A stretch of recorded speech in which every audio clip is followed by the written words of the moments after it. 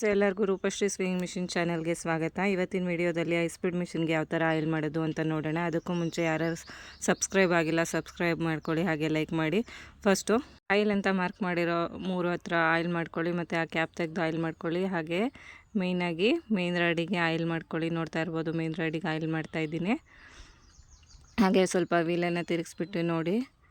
ಅದಾದಮೇಲೆ ಸೂಜಿ ಕಂಬಕ್ಕೆ ನೀಟಾಗಿ ಆಯಿಲ್ ಮಾಡ್ಕೊಳ್ಳಿ. ಅದಾದಮೇಲೆ ಹಿಂಗೆ ಒಳಗಡೆ ಎಲ್ಲ ಲಿಂಕ್ ಸೆಟ್ಟಿಗೆಲ್ಲ ನೀಟಾಗಿ ಆಯಿಲ್ ಮಾಡ್ಕೊಳ್ಳಿ. ನೀವೆಷ್ಟು ಆಯಿಲ್ ಮಾಡ್ತೀರೋ ಅಷ್ಟು ಮಿಷಿನ್ ಸ್ಮೂತ್ ಆಗ್ತಾ ಹೋಗುತ್ತೆ, ಸೌಂಡೂ ಸ್ಮೂತ್ ಆಗುತ್ತೆ, ಸ್ಪೇರ್ಗಳೂ ಸಹ ನಿಮಗೆ ಬೇಗ ಸವಿಯಲ್ಲ.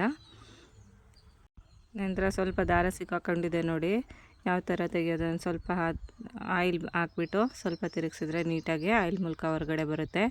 ನಂತರ ಎಲ್ಲ ಎಡ್ಜಸ್ಗಳಿಗೆ ನೀಟಾಗಿ ಆಯಿಲ್ ಮಾಡ್ಕೊಳ್ಳಿ.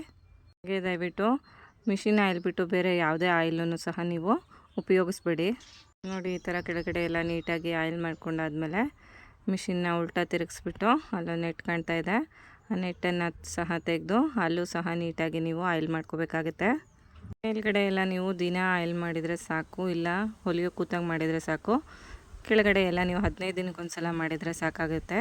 Thank you.